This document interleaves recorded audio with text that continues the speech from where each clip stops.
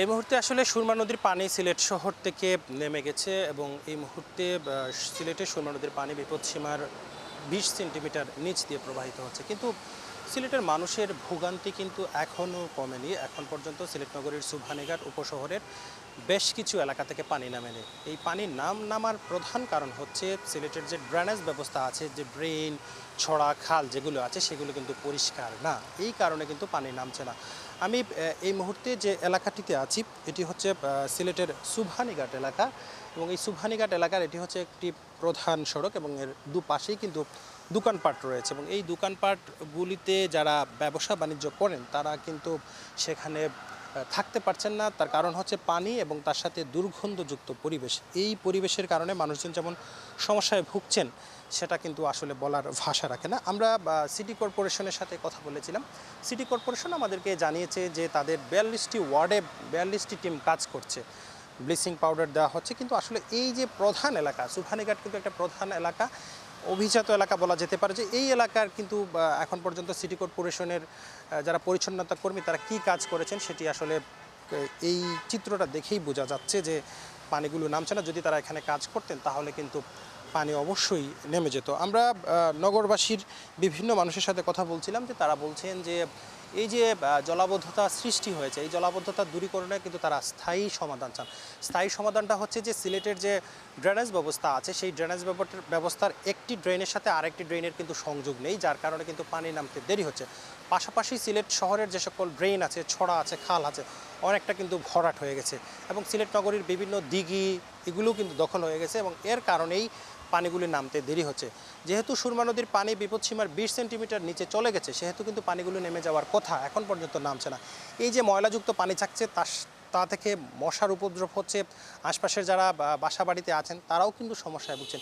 এই যে সমস্যা, এই সমস্যার সমাধানের একমাত্র উপায় হচ্ছে গিয়ে সুরমা নদী খনন করা, যাতে পানিগুলো না জমে। আমরা দেখেছি যে সিলেট শহরে যখন 200 থেকে 300 মিলিমিটার বৃষ্টি হয় তখন কিন্তু সিলেটের মানুষ বন্যার পানিতে হাবুডুবু খায়। এটা কেন? বৃষ্টি তো হবেই, আগেও তো বৃষ্টি হয়েছে, এখনও বৃষ্টি হচ্ছে।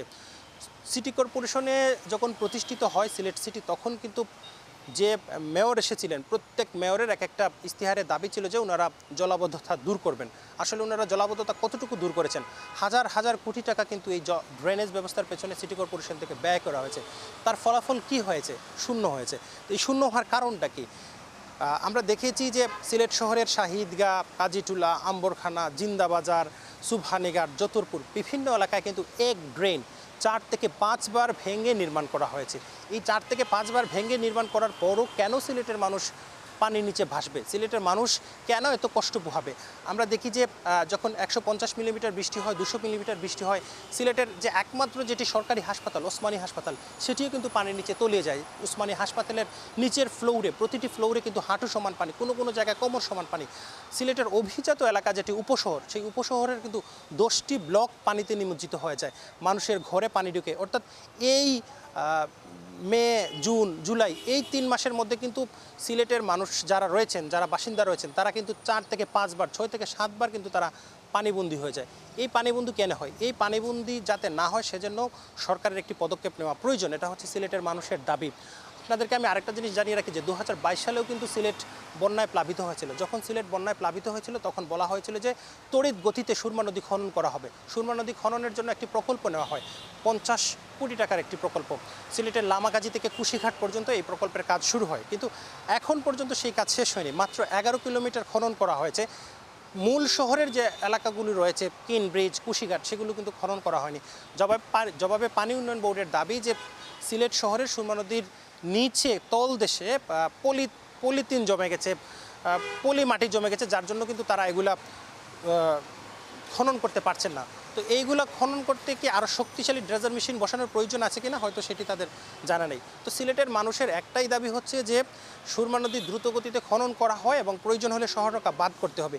এই যে বছর বছর সিলেটের মানুষ পানিতে ডুববে, পানিতে নিমজ্জিত হবে, মানুষের ফার্নিচার, আসবাবপত্র সবগুলা যাবে, সেটি কিন্তু আর মানুষ সহ্য করতে পারছে না। আমি এই মুহূর্তে যে এলাকাটিতে আছি, এই সুবহানীঘাট এলাকা, একটু বৃষ্টি হলেই কিন্তু পানির নিচে নিমজ্জিত হয়ে যায়। আশপাশের যারা দোকানপাট রয়েছেন তাদের ব্যবসার প্রচণ্ড ক্ষতি হয়। তো আমি আপনাদেরকে একটাই জিনিস জানিয়ে রাখতে চাই যে নগরবাসীর দাবি হচ্ছে যে সিলেটে বন্যা দূরীকরণে একটি স্থায়ী প্রকল্প নেওয়া এবং এই স্থায়ী প্রকল্পের মাধ্যমে আর যাতে ভবিষ্যতে সিলেটের মানুষ বন্যার শিকার না হয় সেদিকে প্রশাসনকে সবাইকে নজর রাখতে হবে।